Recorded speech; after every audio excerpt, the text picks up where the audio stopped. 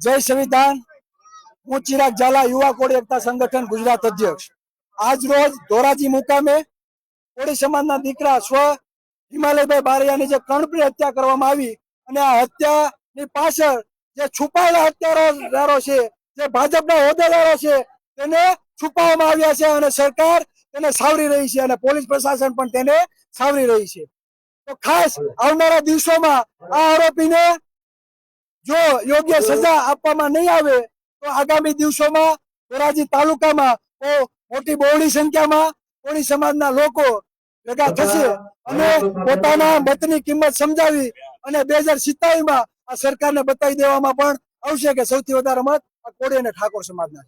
મારું નામ નમ્રતા બારૈયા। હિમાલયની હત્યા કરવામાં આવી છે તે મારો પતિ છે અને એને 4 આરોપી દ્વારા હત્યા કરવામાં આવી છે। તો 2 આરોપી હજી ખુલ્લેઆમ રખડે છે, તો એ 4 આરોપીને સજા કરવામાં આવે અને સરકાર અમને ન્યાય આપે, અમારા પરિવારને ન્યાય આપે અને એ 4 આરોપીને કડક સજા આપે એવી અમારી માંગ છે।